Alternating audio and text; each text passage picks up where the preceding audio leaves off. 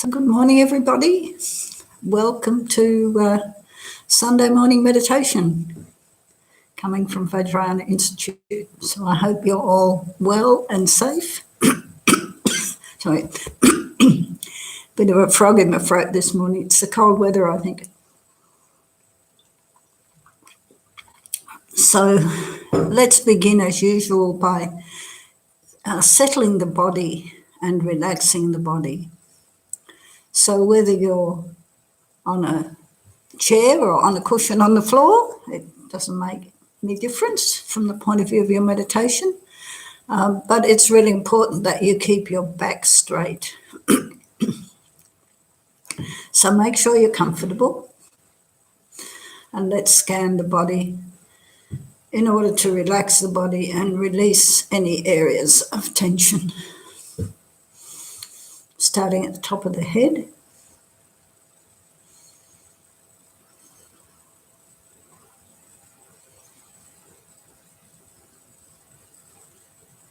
And moving down over the forehead.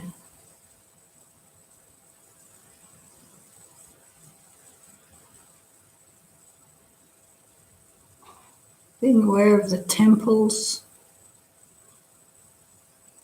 all the little muscles around the eyes. Relaxing, releasing, softening. Move down over the cheekbones.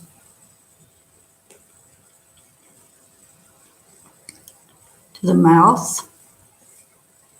Again, letting go of all those tight little muscles around the mouth. I was reading somewhere, there's an incredible amount of, there's a lot of muscles in the face, and smiling is very good for you. So, yeah, but here we're focusing on letting go of tension. Check that you're not clenching your jaw.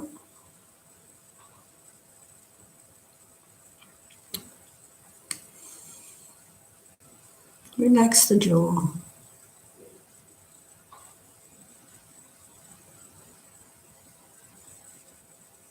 If you have your mouth just a tiny bit open, then actually you can't clench your jaw, so that's a good thing to remember.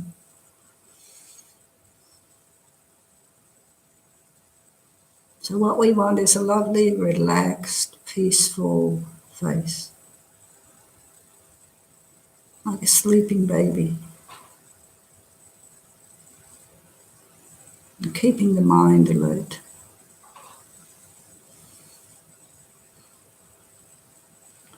Going gently to the top of the head again and going down the back of the head.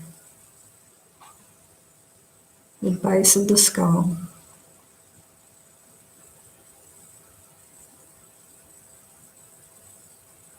Relaxing the neck and the throat.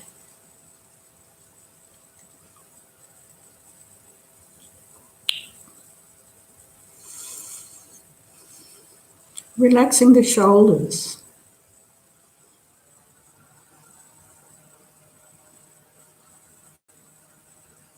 I think that's, for most people, the place where most of our tension builds up.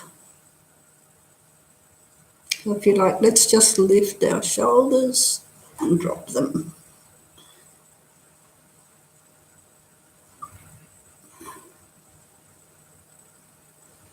Just letting go there.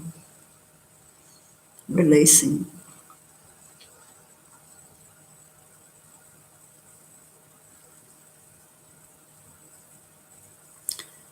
Then travelling down the spine, be aware of the shoulder blades. Going all the way to the base of the spine.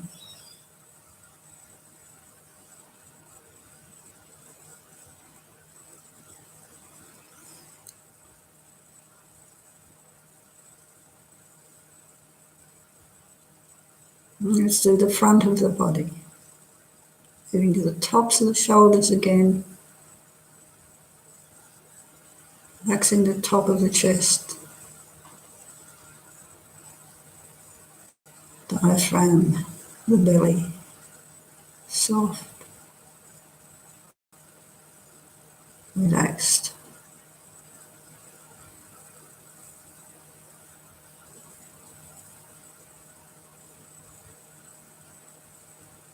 Be aware of the strength of the spine supporting the body and the softness of the chest and belly area.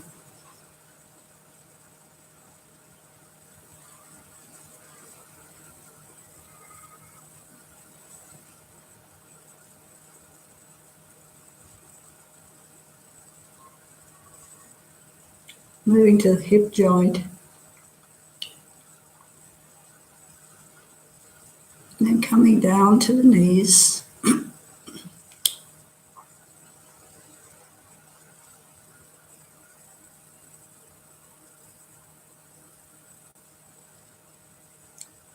Knees to ankles, and then tops of the feet and the soles of the feet, going all the way to the tips of the toes. Just a sense of ease, no tension, no pressure to do anything.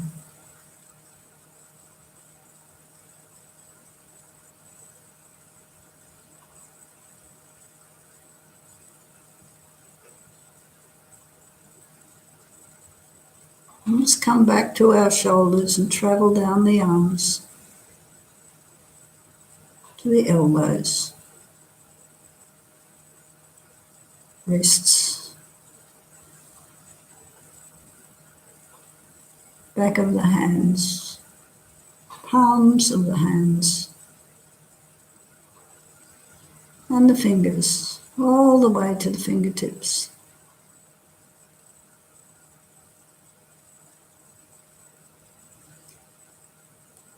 And then let's slowly travel again from the toes all the way up to the top of the head. Anytime you find a little bit of tension, release that tension with the out breath.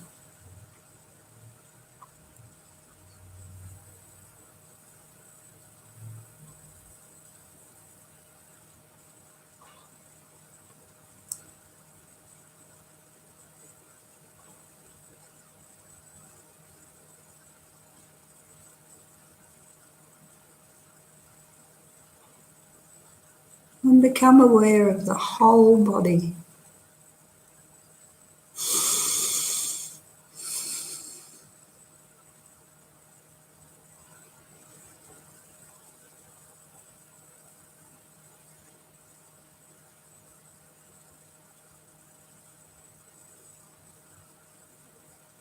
And take a few moments to enjoy the body, relaxed, at ease, stable, supported, and safe.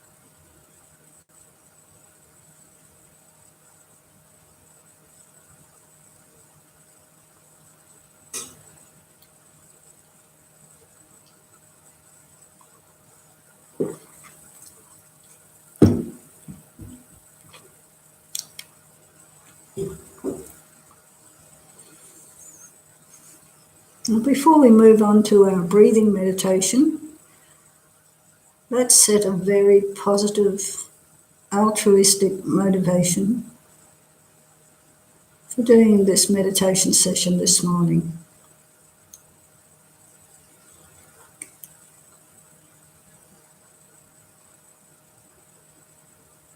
Remembering that just like ourselves, there's nobody who wants to suffer And every single being wants to be happy.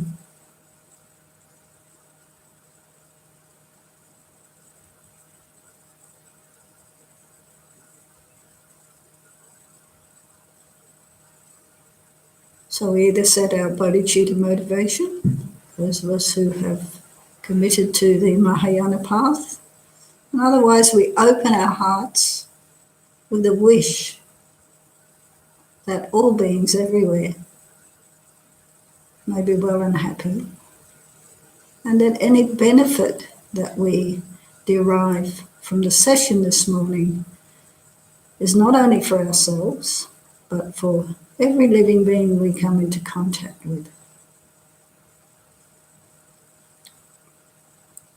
So thinking like that, we're ready to move in to the breathing meditation.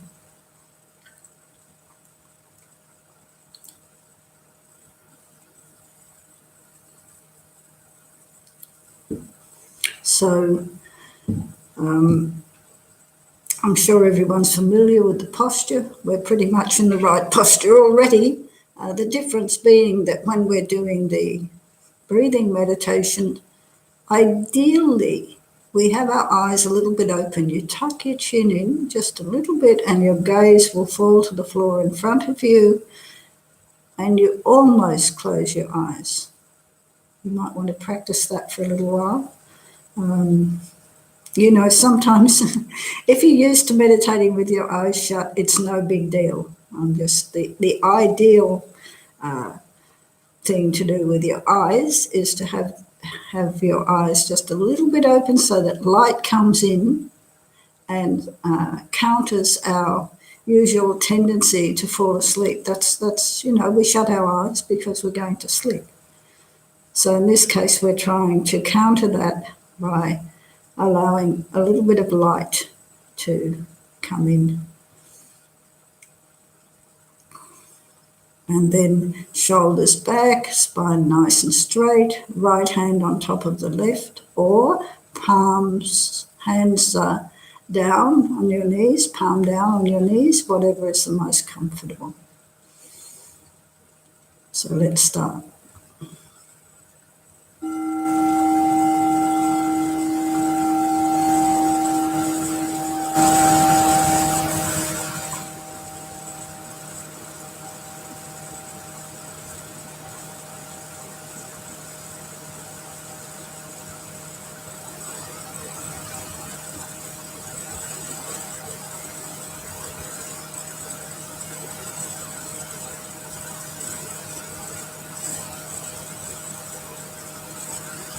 Keep the focus of your awareness on the breath, and whenever the mind wanders,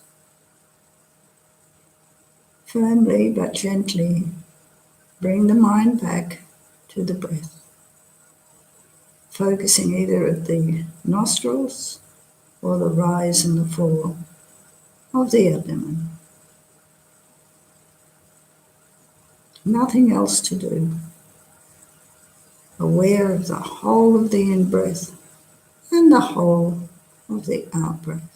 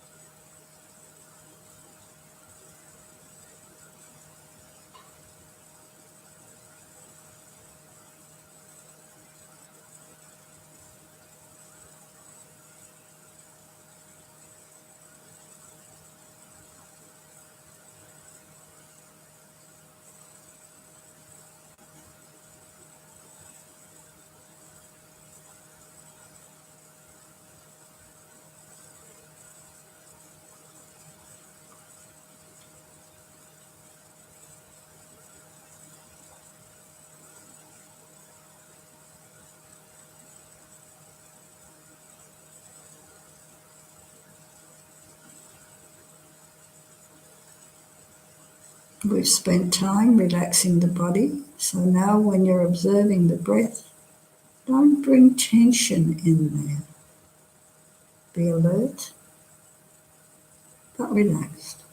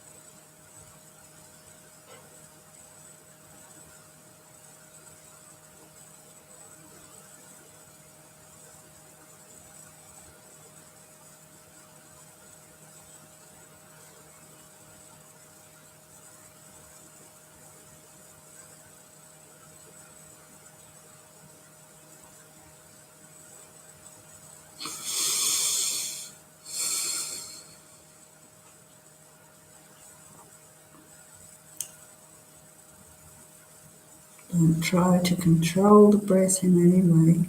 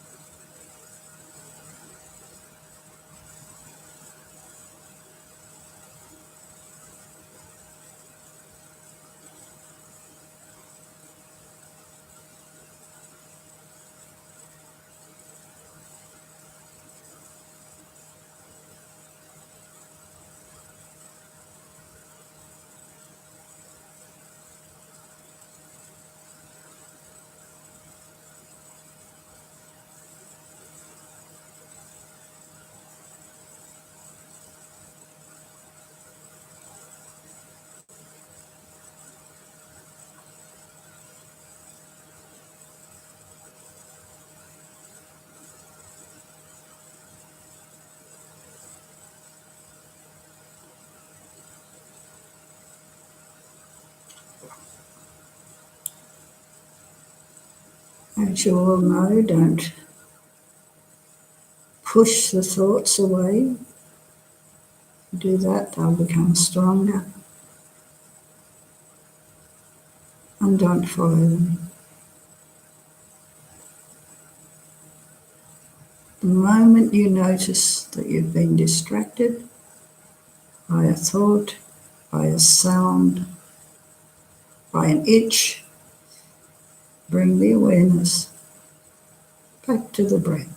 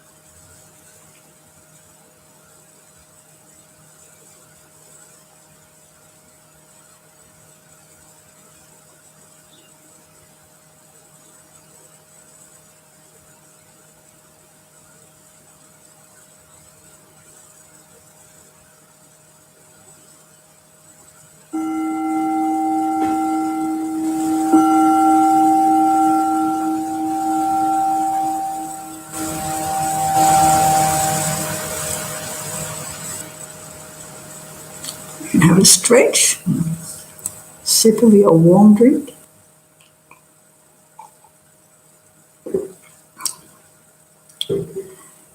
So, if anybody has any questions about breathing meditation, I'll do my best to answer. I feel myself that as far as meditation goes, we never stop learning. But if there are any questions, feel free to ask while I just bring up the analytical meditation that we're going to do. And as I always say, there's no such thing as a silly question. Of course, I can't see my audience, so there's probably a lot of people there who've been meditating as long as I have.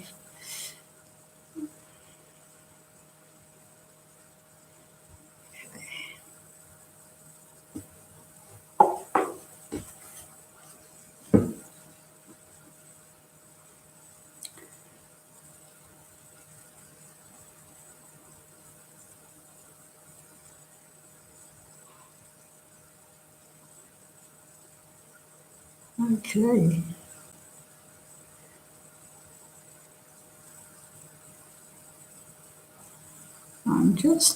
Now the Tibetan word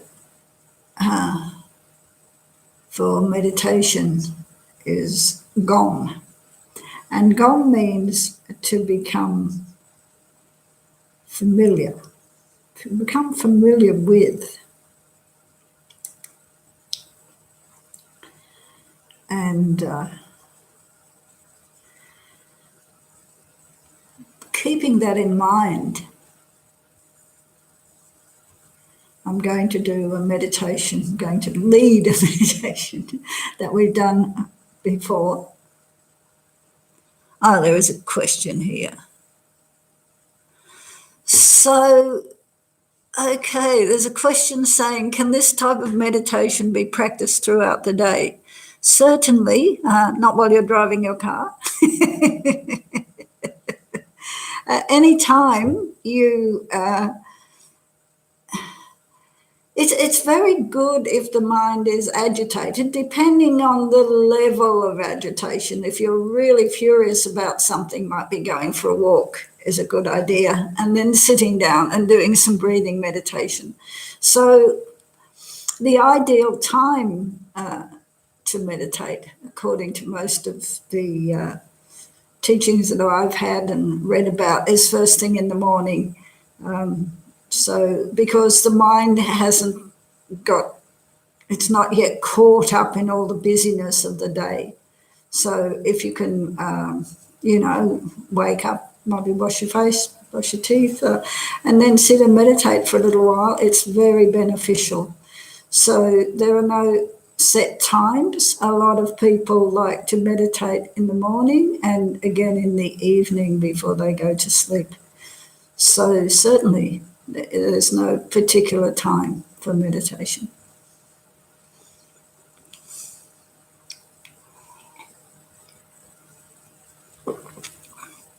I think one of the most important things, if you want to get any benefit from meditation, it's the same as if you want to get any benefit from exercise or Tai Chi, or you need to do it consistently, continuously, and then you will feel you'll feel unhappy when you miss it.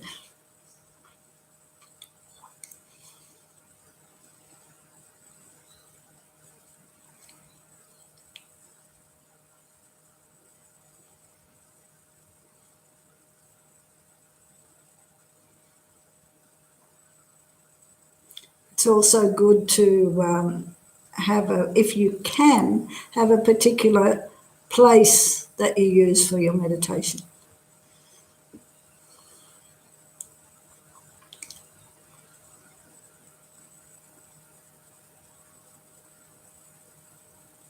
And then it builds up an energy.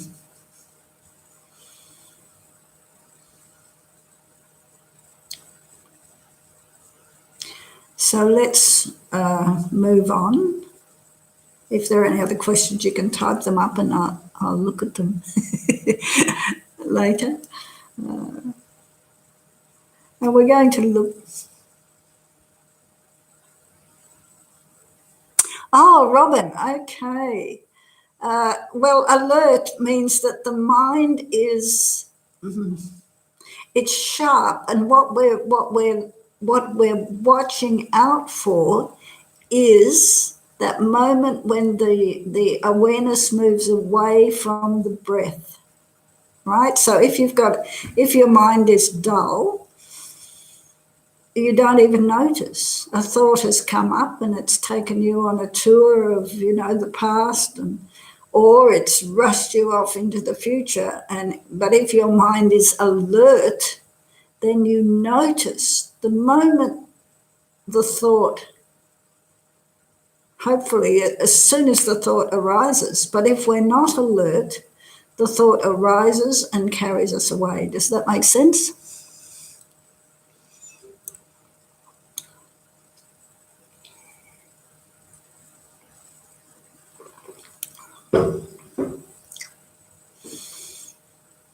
So, you're breathing.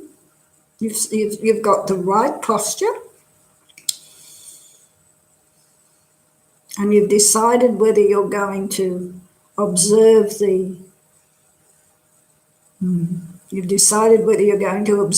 breath as it enters and leaves the nostrils, or you're going to observe the rise and fall of the abdomen. You stay with that, whichever one you've chosen, for the whole of the meditation. And then keep the awareness on the breath. And the alertness is like a sentry, and the sentry is watching. And the moment, there's a part of your mind that's observing, and the moment your mind wanders, you bring it back. That's what you're aware of.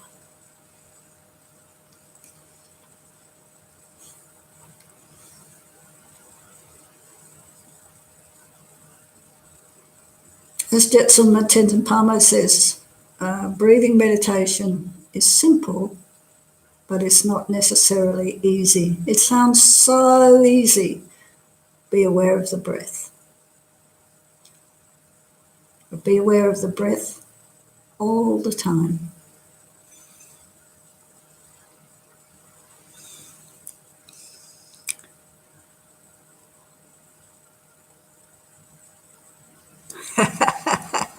That's a very good, okay. I like that question there. Okay, I'll take one at a time. Okay, many friends ask me, what's the point of meditation? And so what if you can focus? Okay, what's the big deal? Well, focusing. You can take any activity that you'd like. And if you're not focused, you're seriously in trouble. Driving your car without being focused? If the pilots flying the planes that we're not going in at the moment are not focused, what happens? If you're chopping onions to put in your soup and you're not focused, what happens? So being focused is really, really important just in ordinary everyday life. In the context of Buddhism, our goal is to train the mind to be focused and sharp like a laser beam.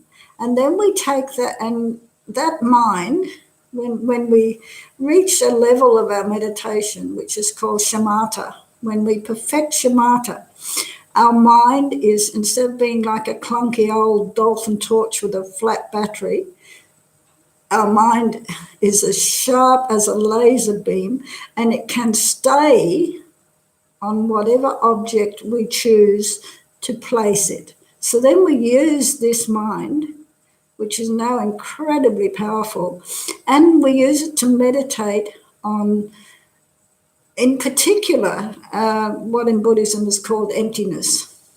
To use it to meditate on how things actually exist. And we also need a sharp, focused mind if we're meditating on loving kindness or compassion. Otherwise, we're trying to develop these positive qualities or trying to understand reality with a mind that's all over the place.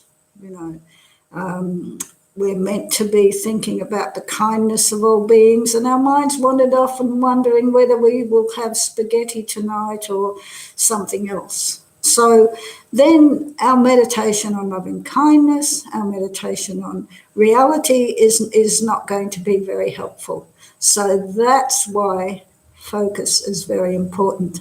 I hope that makes sense.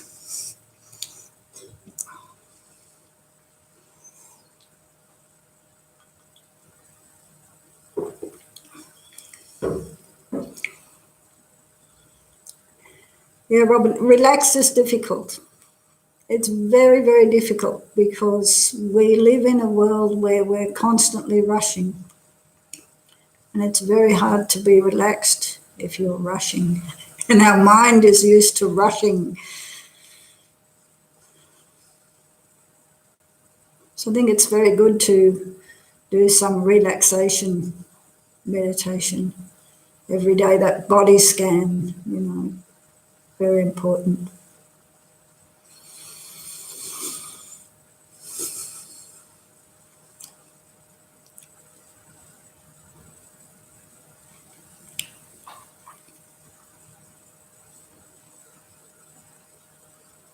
Okay, so we're going to look at a meditation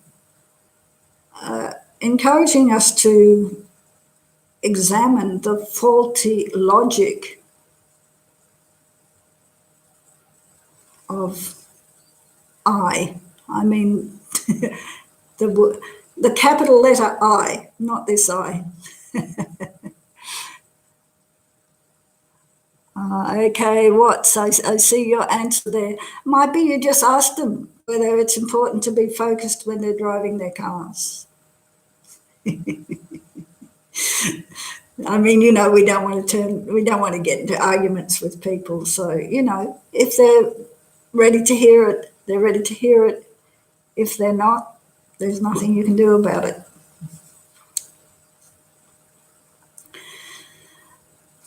So the little lead up to this meditation is it's a quote.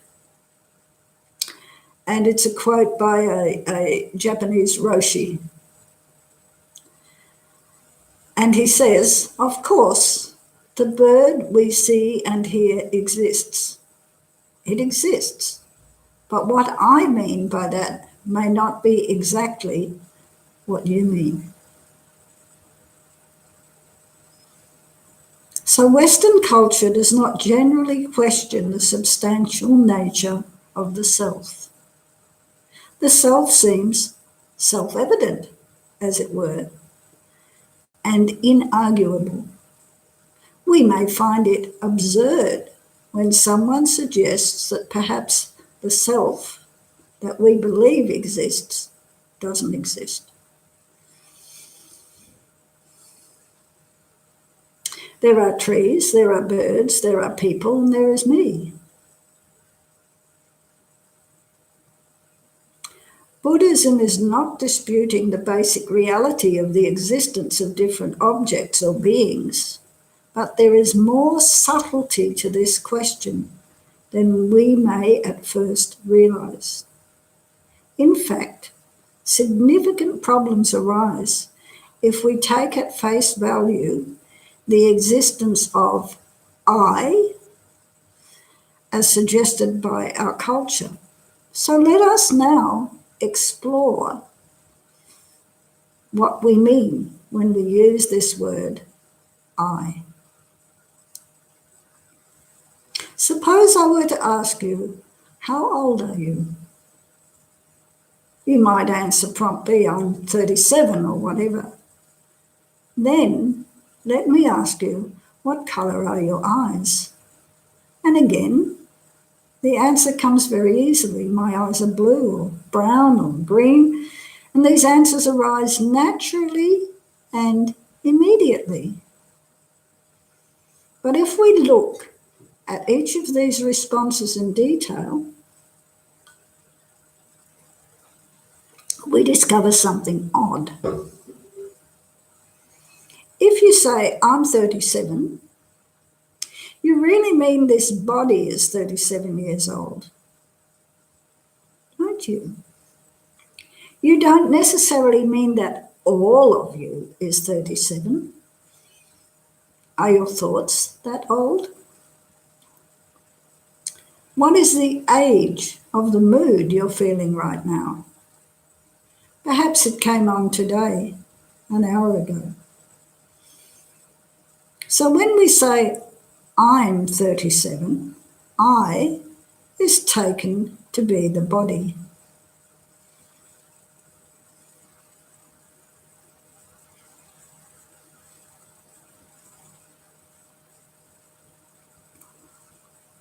This tendency to equate oneself with an aspect of our experience is called identification. And in this case, identification with the body. When you say, my eyes are blue, however, here the eye is not the body, eyes, but the owner of the body, my eyes. Just think about that. My eyes are blue.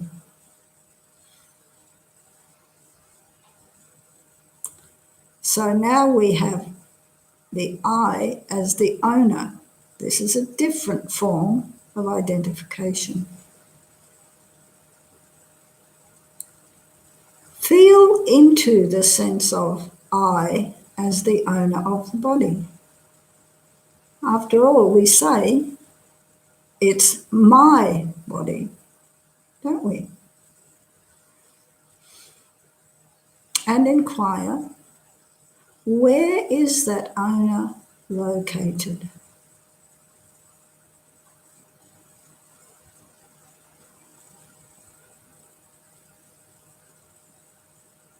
Are you able to pin down an owner?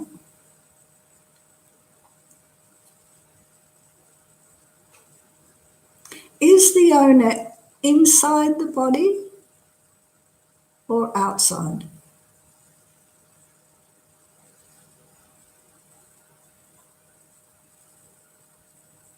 Is the owner all of the space inside?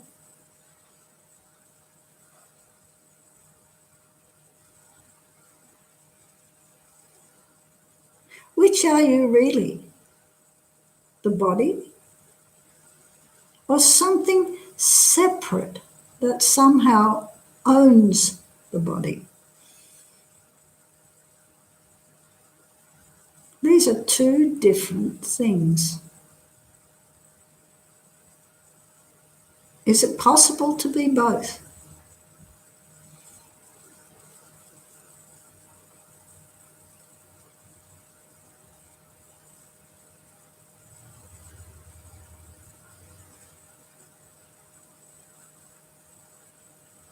We can find the same confusion around the mind.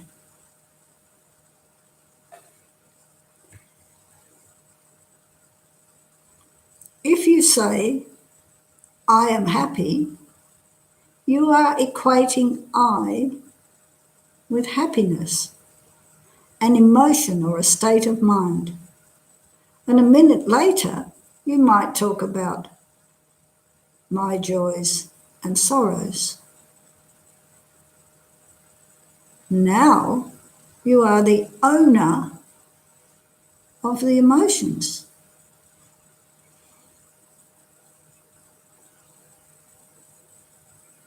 These are two more ways to self-identify. Are you the emotion or are you its owner?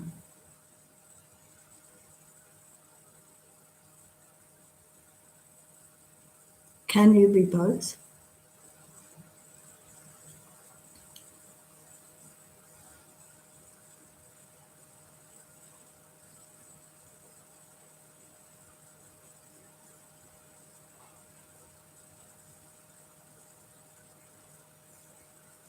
Then there's I as the observer.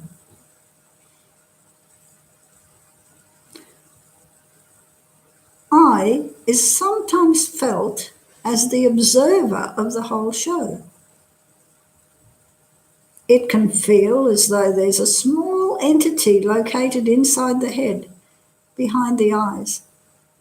And this being is the center of everything. It watches sights and it hears sounds, it smells odors, it thinks thoughts, and it feels emotions.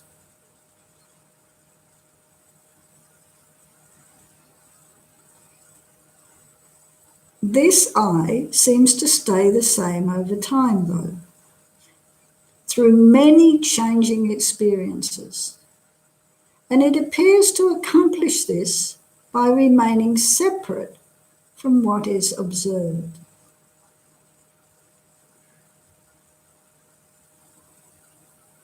It feels as though this observing I was with us in primary school, is here today, and it will be just behind our eyes until we die.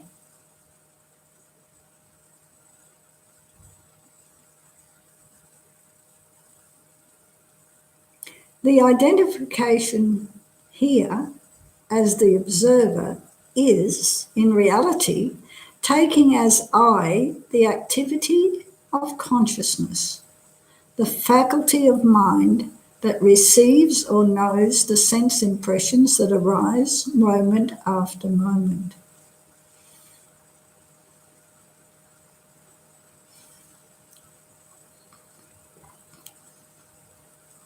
Consciousness may feel like a permanent, stable aspect of our experience, but the Buddha said that consciousness arises and passes with each new sense impression, and that we can verify this through meditative insight. For now, we'll simply note it as another way that the I is equated with an aspect of experience. We have now found 5 meanings for I: as the body, as the owner of the body, as the emotions, as the owner of the emotions, and as the observer. Which are you really?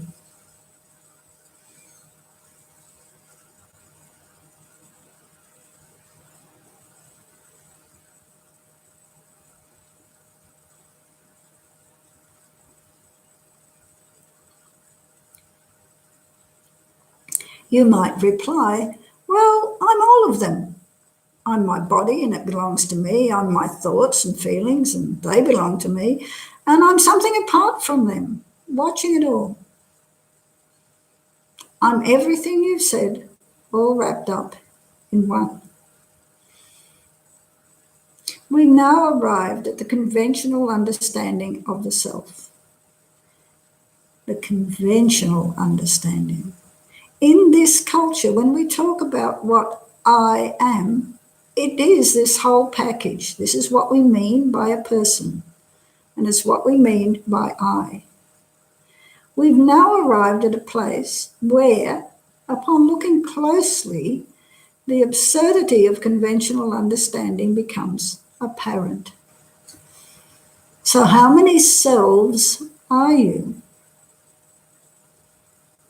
Are you a self as the organ of your liver and also as the emotion of compassion? Are these the same I or different? Are you a self as your political view and also as the consciousness that hears a bird call?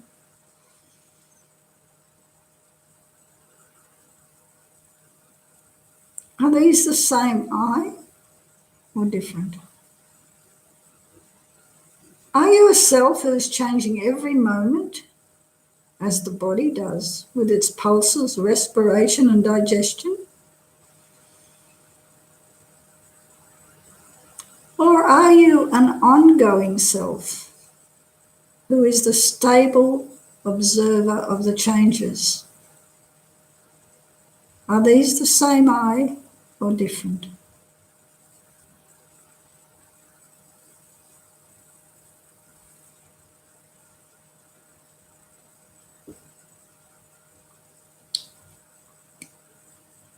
We have found these terms useful to distinguish one person from another in social dialogue and to establish social guidelines around possessions. But by not examining the terms closely, we have stretched the idea of self so far that it does not actually make sense.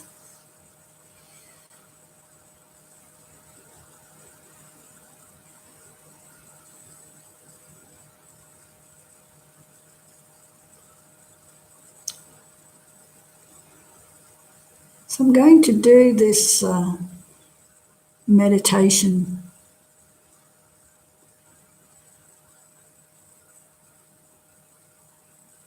again next week. I notice, Robin, okay. Robin's just posted, as you all can see, that she's lost transmission. I'm looking at my, can I have some feedback here? Has that happened for anyone else? Okay.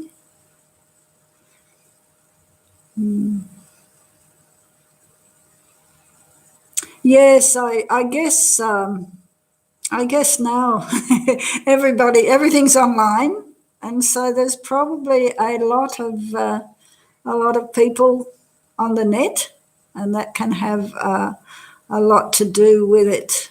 I'm actually, I'm plugged into the network.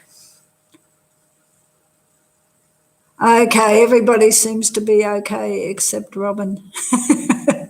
Yeah, can't fix that one, I'm afraid.